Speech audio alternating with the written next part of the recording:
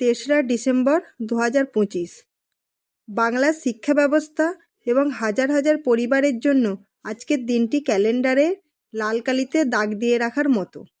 দীর্ঘ দুশ্চিন্তা, আইনি লড়াই আর প্রতি মুহূর্তে চাকরি চলে যাওয়ার ভয়, অবশেষে সব কিছুর অবসান।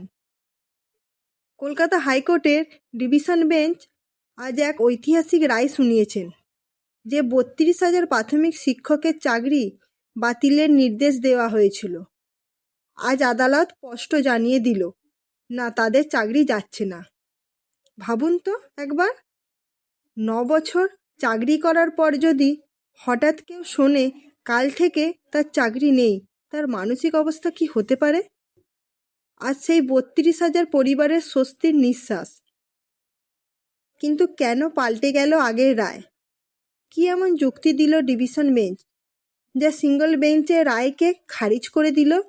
এবং সবচেয়ে বড় কথা, বিরোধীদের দুর্নীতির অভিযোগের কি হলো?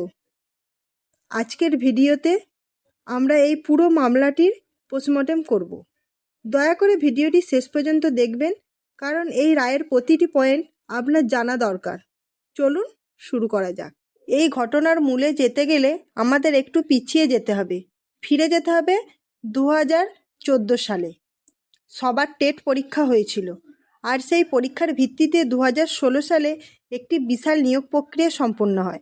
হাজার হাজার ছেলে মেয়ে স্বপ্ন নিয়ে স্কুলে শিক্ষকতা শুরু করেন, কিন্তু গোলমাল বাঁধল কিছুদিন পরেই। অভিযোগ উঠল, এই নিয়োগ প্রক্রিয়ায় স্বচ্ছতা ছিল না। মূলত 32,000 প্রার্থীর নিয়োগ নিয়ে দুটি মারাত্মক অভিযোগ সামনে আসে। প্রথম অভিযোগ, ইন্টারভিউ বা অ্যাপটিটিউড টেস্ট সঠিকভাবে নেওয়া হয়নি। অভিযোগ ছিল, নামমাত্র ইন্টারভিউ নিয়ে নম্বর দেওয়া হয়েছে। দ্বিতীয় অভিযোগ, নিয়োগের সময় এই প্রার্থীরা অনেকেই অপ্রশিক্ষিত বা আনট্রেড ছিলেন, নিয়ম অনুযায়ী যা হওয়ার কথা নয়। এই অভিযোগগুলো নিয়ে মামলায় গড়ায় আদালতে।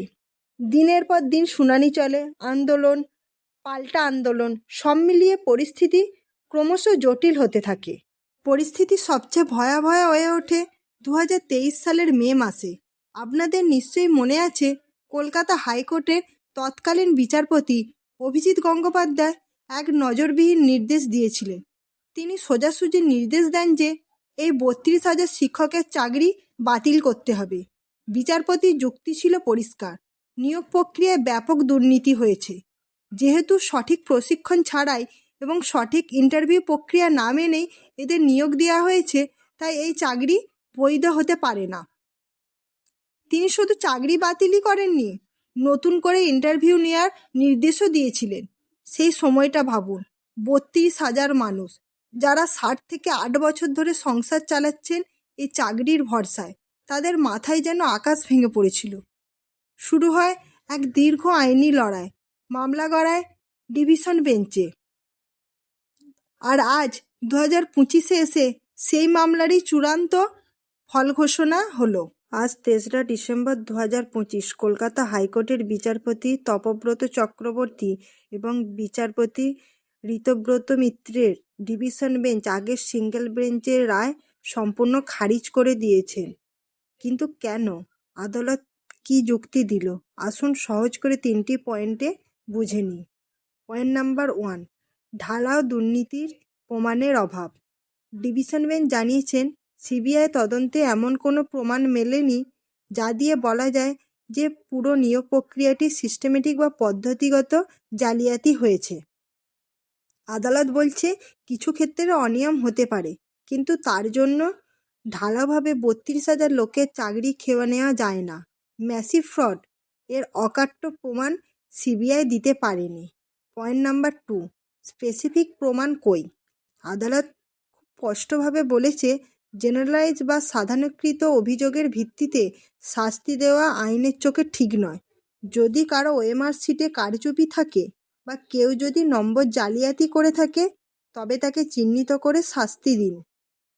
কিন্তু গুটি কয়েক লোকের জন্য সবাইকে এক পাল্লায় মাপা যাবে না।